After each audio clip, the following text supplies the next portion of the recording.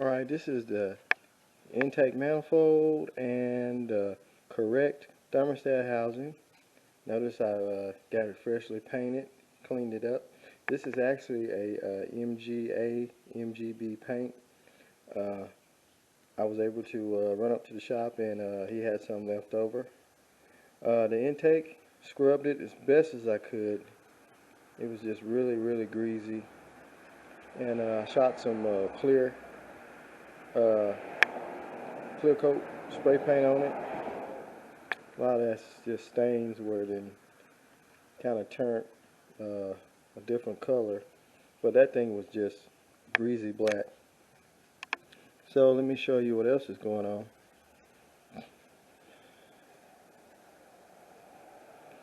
I took the exhaust manifold off, cleaned it up, sandblasted it, and put some of that high temp manifold paint on it so it looks really smooth. Hopefully it don't just burn straight off. And we got the water pump pulley on. Went ahead and I just painted it black. This is gloss black, like engine paint. So just working little by little. I got to put the intake on and the alternator I got to put on. I got it all cleaned up best I could, and then put the belt on, and we'll be good to go. So just hang in there, we're getting close. So I got the battery hooked up, and I'm letting the fuel pump pump all the gas out of the gas tank. It smells funky. I turned the key on at first, and I had a cup up under the fuel line, and this what came out, and it smells bad. So the fuel pump is back there in the trunk, a little electric aftermarket fuel pump, and I haven't tried to turn it over yet because as soon as I turned it on, or turned the key on, the fuel pump started pumping fuel and blew it all up under the hood.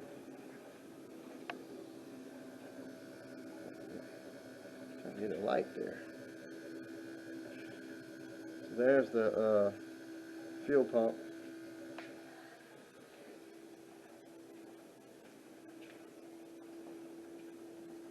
See what's coming out of there. Good stream coming out. See how brown it looks? That stuff is stinky. Let's just see will it turn over anyway. Here we go.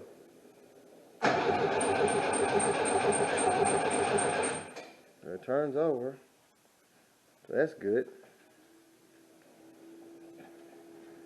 But I got to check the carburetor.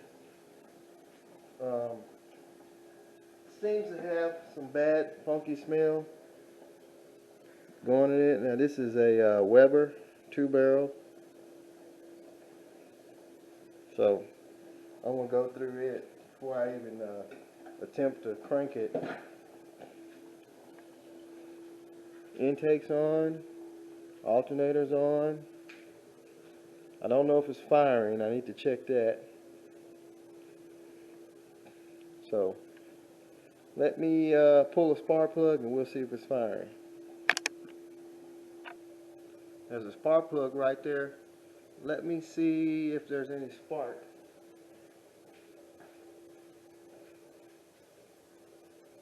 Oh yeah, we got spark. I don't know if you can see that because the engine shook a little bit. This is really not the longest wire, but it does have spark. If I can get you a little closer to that spark plug there. Now the focus is kind of off of it a little bit.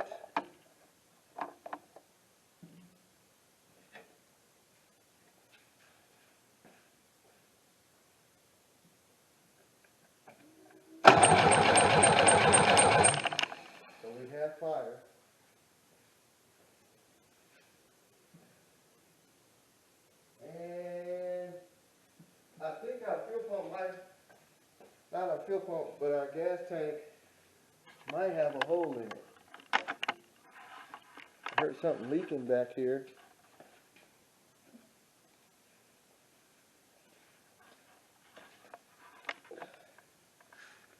Got a puddle right there coming right out of the gas tank. The gas tank's got a hole in it. Look at that.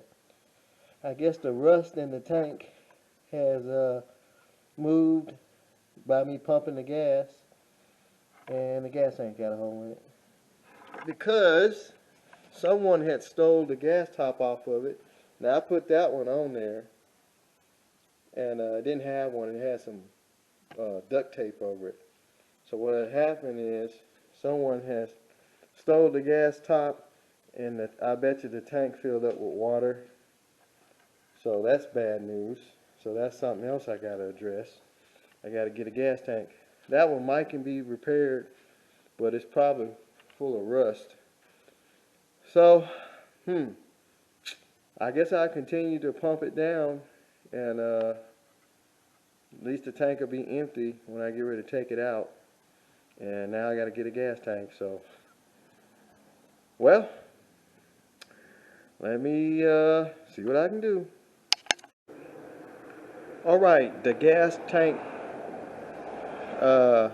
was rusted. It had a pinhole rusted in it. This was actually a brand new tank. It's not that old, but I have a new one. There's the pinhole right there. As soon as I started sucking out the old gas out of it, it sucked up the rust that was covering it. So we got a brand new one out the box. I've already put the sending unit on it, which the sending unit wasn't bad. I cleaned it up, but for some reason I'm not getting power to the gas hand in the car, so I got to figure that out. But for right now, I'm gonna go ahead and throw the new gas tank in, and then we can get some fuel in it and start working on the carburetor, and maybe we can get this thing fired up. Okay, now I got the carburetor ready to be taken apart, and it smells kind of funky. So what I'm gonna do, I'm gonna go ahead and just take it apart, take the top off of it, take a quick look at it, just to make sure. Before I take that off, I gotta put these. Got this little clip right here.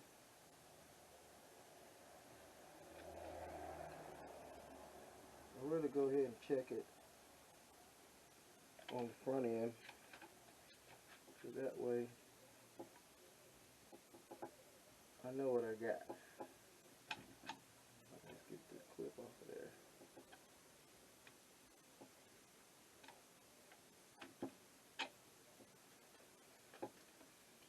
A little booger. A little clip right here on the choke will not come off of there. Watch, I'll get it off of there and lose it somewhere.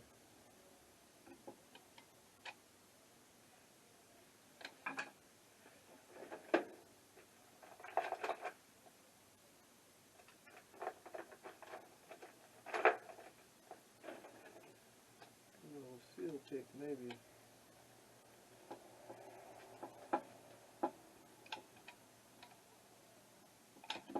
Man, that sucker is glued on there.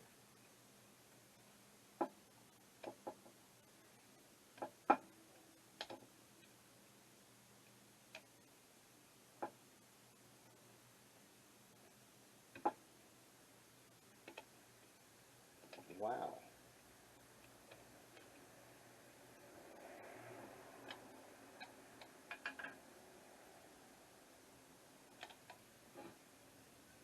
Yeah.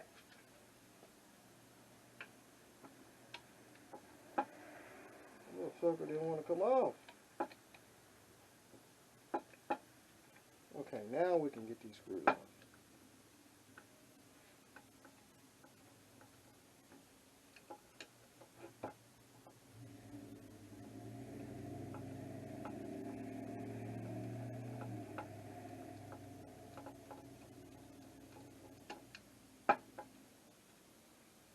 hopefully just be like a little quick blowout.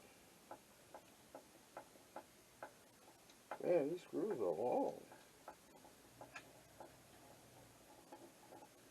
Yeah, fat.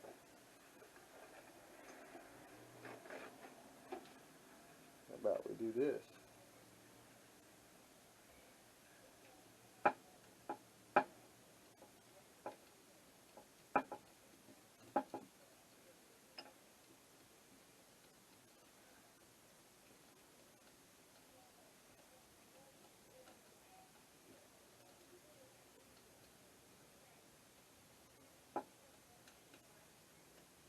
Two more screws.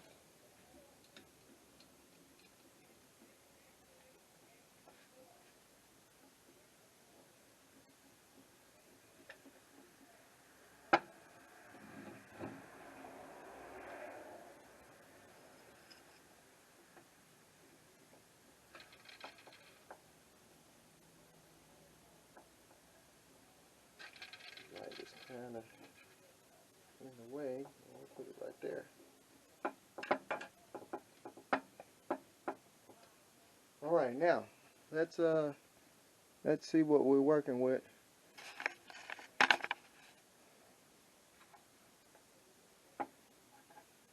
We don't want to hurt the gasket. Might be a little bit too late for that, huh?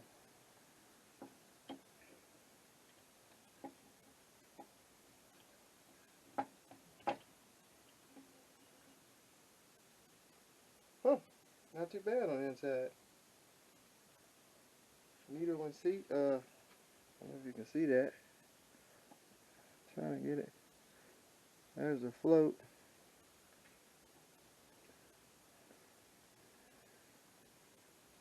It's not stuck. Sorry about the low light in here. Here's the bowl. It does have some little brown looking stuff in it, but it's nothing major. So a good little spray out with some carburetor cleaner, and I think we'll be good to go. Looks like they might have ran it out of gas.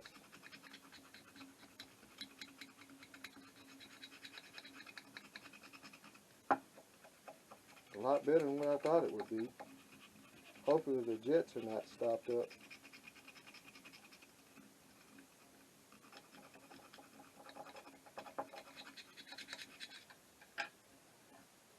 Let's see.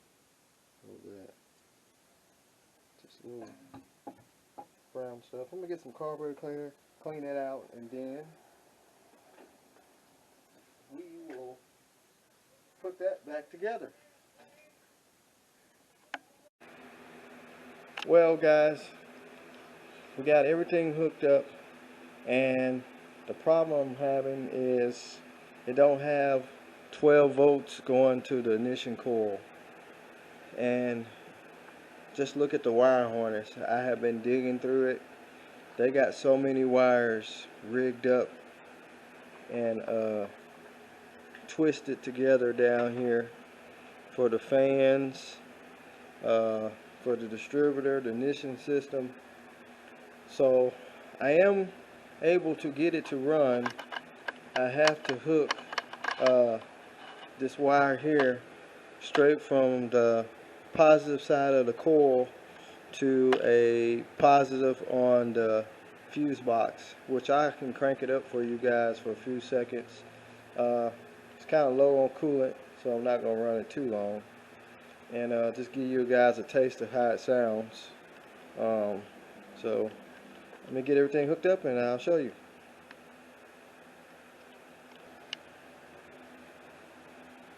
Okay, let me go ahead and hook my 12 volts up from the fuse box to the coil. Runs fairly decent. I still got to go back to the gas, the carburetor. I know one thing I got to do is get a battery. I took the battery out of it. Alright, got the battery in. So I'm going to hook this wire up here.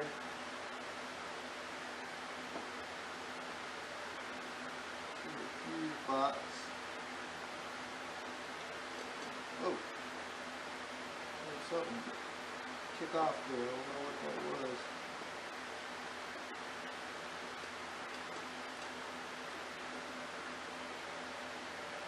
For some reason the coil is making a sound. I really don't like doing it like this. But just a quick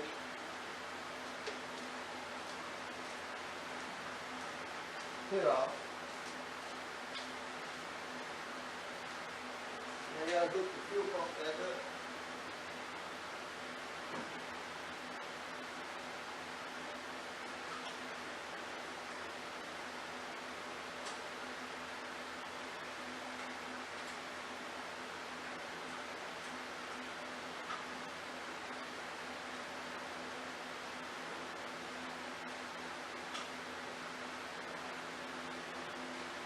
Alright, electric fuel pump hooked up.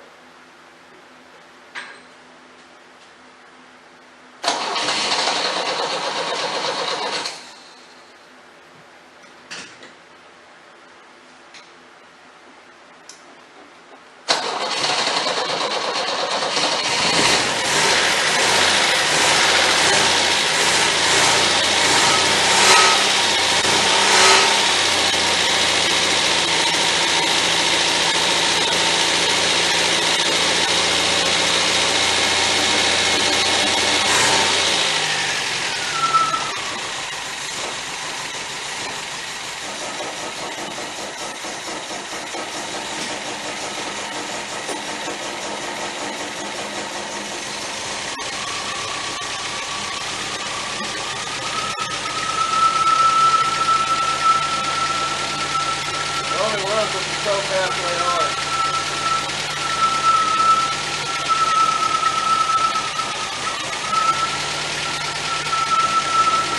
Vibrates so much.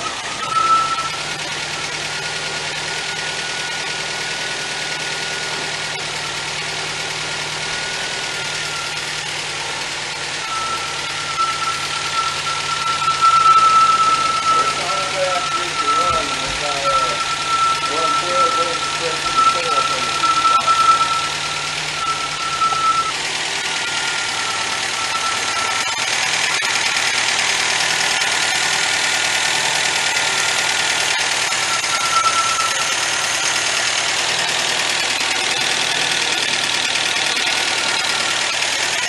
Now my temperature here works, but my gas gauge doesn't.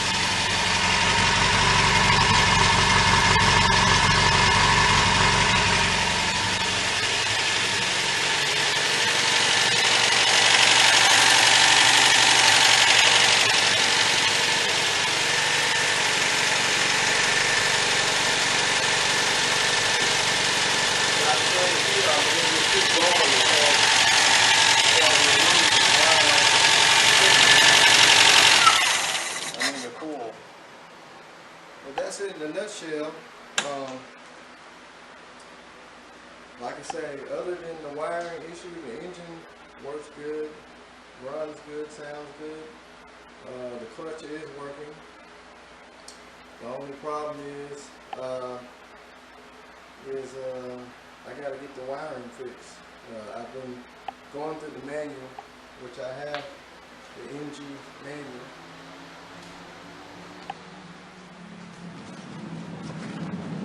This is the MGB manual, and it has a wire diagram, but these wires are so, the diagram is so congested. I can't really read it. Makes me dizzy. Let's see, where is it? That's the wire diagram. I mean, this thing, it's got like pencil drawings. I mean, real thin. So my plan is just to get a new wire harness for the engine. There is a engine harness you can buy alone that plugs up just to the engine and up under the dash. So that's my plan, is to just rewire the engine. Also, I did notice up under the dashboard, someone has been in there jacking with those wires. I mean, this car is just so rigged up. Here, you can see all the electrical tape and the wires. I kind of untaped some of it. So somebody's been in here messing with the wires. This radio was not even hooked up. So whoever had it before, of course it was running before my buddy got it, but stuff on the dash wasn't working. Now the original clock works. I mean, that's amazing.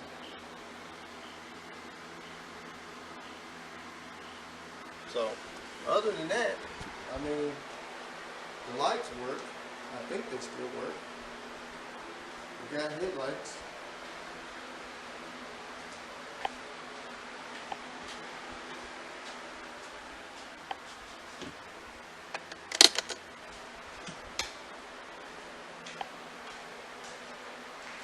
So it has headlights.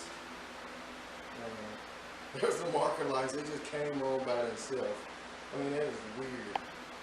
It's like stuff is waking up. Should have tail lights. It's got a tag light, and it's got tail lights. This side marker don't work.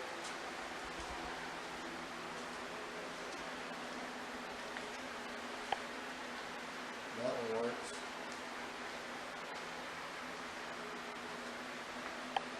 That one works. And looks like the one in the back works. Sorry, I'm kind of talking low. I am extremely tired. I was out here till like almost 3 o'clock in the morning trying to get this thing to run.